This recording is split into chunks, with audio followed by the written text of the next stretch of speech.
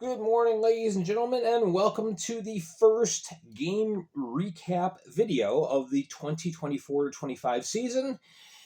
And we're underway. The hockey season has begun. I know there's still 10 teams that haven't started yet. They're in camp. But nonetheless, here we go. We got our first few games. I'm going to touch on the exhibition game first. A nice symbiotic relationship of sorts going on between Mississippi Seawolves and the Blue Ridge Bobcats. Mississippi traveled up on Monday up to Blue Ridge and are doing their training camp, at least the first week, doing the training camp there at Blue Ridge, and obviously different times, different sessions, but so that's really nice. And then of course the culmination of the first week of camp is exhibition games last night and then again tonight. So tomorrow I'll touch really quickly on the games. I will be in Binghamton watching the Black Bears play. So the focus is going to be on these two games tonight. And we'll go from there. Anyway, so Blue Ridge Bobcats sneak out a 6-5 win. It's a good opportunity for a lot of players that are trying to earn a spot to shine, show their talents. Of course, there are some players playing that will be on the roster. But it was a nice little exhibition. There wasn't an official game attendance announcement, but it was estimated there was about 1,000 people there. So, really nice. And all right, so just touching on the game really briefly, Mississippi had two goaltenders. They split time. They started off with Trevor Buckmeyer, Trevor Buckmeyer, forgive me. Stopped 9 of 11. And then the second half of the game, Brandon Sarter came in. He stopped 18 of 22 shots. Connor Green played all 60 minutes for the Bobcats, stopping 23 of 28 shots. The game-winning goal comes at 16:51 of the third period. Jacob Stahl scores for Mississippi. Kyle Russell had 2 goals, and then Blake Keller also had a goal and 2 assists. Meanwhile, for the Bobcats, Alex Nowinski and Lucas Roth both had a goal and 2 assists. So there you go. And there again will be another matchup tonight between these two teams, probably different rosters. That'll be at 7:30. So if you're in the Southwest Virginia area, want to see a game, there you go. All right, now on to the two games that counted. Regular season games. We started off the first regular season game in Watertown, the Watertown Wolves hosting the Binghamton Black Bears. This game I called right in my predictions, and a 1-goal victory by Binghamton, 3-2. This was a very entertaining game, a very well played game for a first game of the year. Obviously, there's going to be hiccups. There's going to be some breakdowns of systems on the ice, but it really wasn't anything like what we've seen in past years with opening day games. This was a pretty well played game. First goal of the year officially scored in the Fed belongs to Chase DeBari. He scores at 3:51 of the first period and gets the crowd of 987. By the way, I think that number was a little conservative. I think there was about 1,100, 1,200 people there. It looked like a pretty good crowd. But nonetheless, so DeBari gives the Wolves the 1-goal game, 1-goal lead. And really, for the majority of the first period, Watertown dictated the play. The better of the chances belonged to them. There was more puck control, whatnot. And then starting off with the goal by Gavin Yates at 17:44, that seemed to swing the momentum the other way.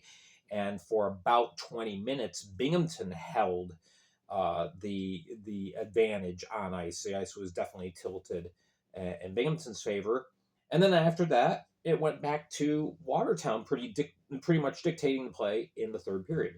But nonetheless, in the second period, after going into first intermission, tied 1-1, shots were 12-11 in favor of Watertown. Kyle Stefan scores in the process of being tripped. Somehow he got the puck in at 1:01, and so that gave Binghamton the 2-1 lead. Later on in the period at 13:04, Kyle Stefan bookends the second period, so to speak. He scores again, and so now it's a 3-1 lead for Binghamton. And Watertown's kind of feeling a little down until right at the end. You never want to give up a goal in the first minute of the game or of a period or the last minute of a period. And Tate Leeson, most beautiful goal of the night, in my opinion. Beautiful job, just battling one-on-one, fights off the defender, maintains control of the puck, puts a wicked wrister past Connor McAnanama with 6 seconds left in the second period. It's now 3-2 Binghamton. And of course, that's how we end up. But nonetheless, it was just a beautiful, beautiful goal by Tate Leeson, showing that once again, he's going to be one of the top scorers in the league this year. All right, so in the third, like I said, Watertown dictated play, but they just couldn't get the puck in. Binghamton wasn't scoring either, both goaltenders holding serve. And then right towards the end, Watertown killed themselves with a couple of minor penalties, taking a very inopportune time, ended up putting themselves down 5-on-3. And while Binghamton did not score, just did not allow them enough time to get the momentum to get the game-tying goal. So that's where we end up 3-2, shots 35 apiece. Binghamton first win of the year. And Kyle Stefan, 2 goals and an assist. Yates with a goal and assist. Connor McAnanama stopping 33 of 35 shots. For the Wolves, Leeson with a goal. He also assisted on that opening goal by Chase DeBari. Jacob Kement stopped 32 of 35. And so again, a very well played game, and it was good to see. We went to the last game of the night, and it was white on white. I don't know who messed up. Doesn't really matter. I love the comment somebody made in the Monroe live stream feed. I'm colorblind. I can't tell who's who. Anyway. You had black shoulders, black helmets, black pants. For Athens, it was red. So you could still tell, unless you really are colorblind, and then red is gray. So anyway, so this game was not close at all. 7-2 victory by Athens, and things got started early. Now I missed the first goal. I was trying to find Monroe's YouTube feed. It was late in getting on, and so it wasn't until the last minute. Thank you very much, Danny Welch, for posting the link. I found the link for Athens feed and tuned in right after, literally right after Garrett Milan had scored the game's opening goal at 47 seconds in. Goaltenders for the game, Josh Rosenzweig. Yeah, it was Josh Rosenzweig, not Jared Stale. He was the goaltender for Athens. It's still wrong, but the game report is not closed out as I'm recording this. Marcus Ekholm-Rosen played for the Monroe Moccasins. Looked like it took a couple minutes for him to kind of get his feet under him. Because Garrett Milan scored again at 2:51. And it wasn't until about the 5-minute mark where Milan was going for the hat trick and Ekholm-Rosen made a great stop. Then it seemed like he settled in. But by then, the damage had pretty much been done. Cole McKechnie scores at 6:24 to make it a 3-0 Athens lead. Monroe takes a timeout, and it seemed like for a while they settled in and got their game plan going, but Athens was still dominating in shots on goal, which We have no idea what the shot on goal totals are because that was not reported. Um, yeah, there were a lot of errors by off ice officials as far as reporting this game. It's been 23 years since hockey has been in Monroe. It's going to take a little while for things to get ironed out. So hopefully tonight there will be better results as far as how the game is reported. All right. So in the first period, we had a beautiful 1-0 breakaway goal by Brad Ryder to get Monroe into the game. It's 3-1 at the end of one.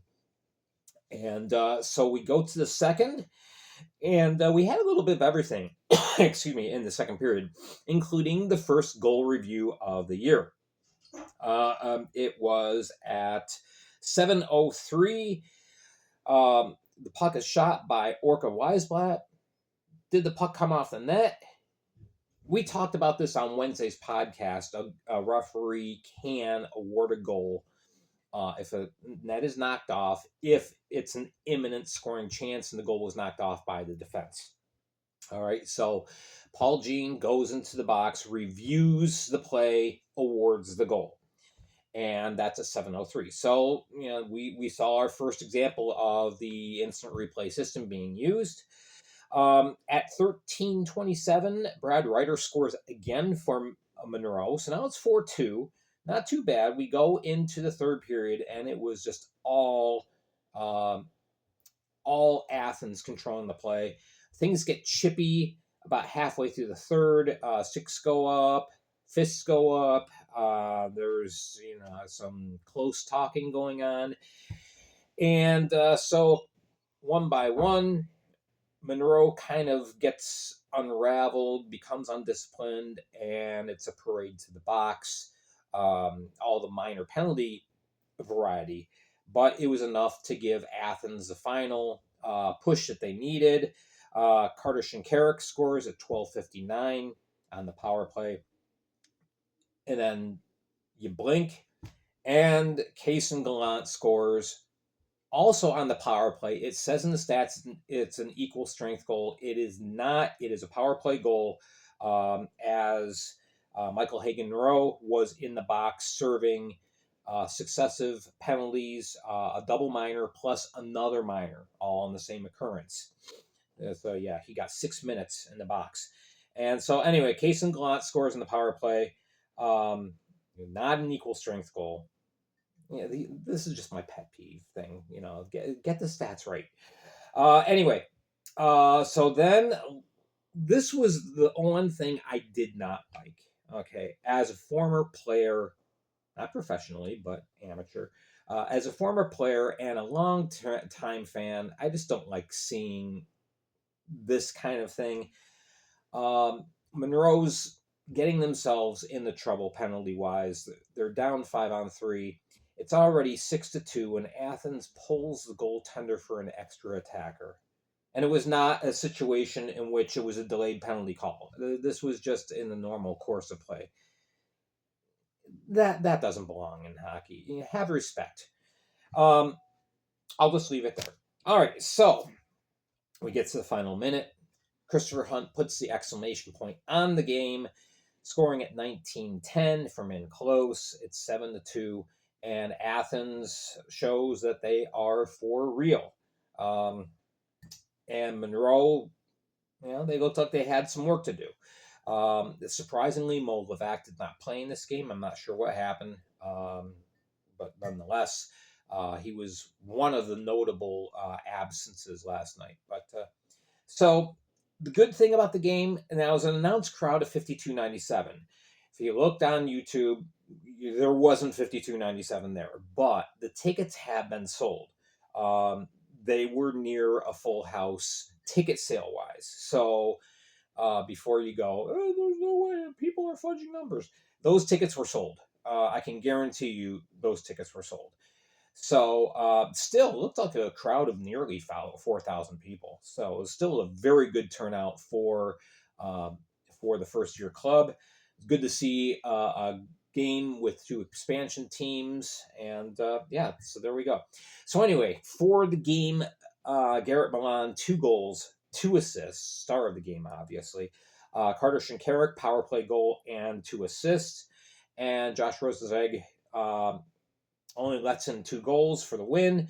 Brad Ryder scores the 2 goals, the one on the short-handed breakaway, and then Marcus Ekholm-Rosen lets in 7 goals. His defense, he kind of got left out to dry a couple times. Hopefully things are going to get better very quickly for Monroe. We'll see what happens tonight. So, yeah, we had the wrong goalie listed for starting. No shots on goals recorded. We had a mess up on the terms of the Case and Gallant goal. Yeah, it is what it is. Hopefully tonight's better. All right, so again, I will be in Binghamton taking on that game live, but I will be keeping an eye on Monroe and Athens via my laptop. I will have it with me, and I'll be watching very closely. All right, thank you so much for watching. I hope you enjoyed this. Make sure you're hitting like, subscribe. Let me know down in the comments down below who your picks are for tonight. There's also a couple other games. There is, I got to remember right off my cuff, Hudson Valley is hosting Danbury, 8 o'clock.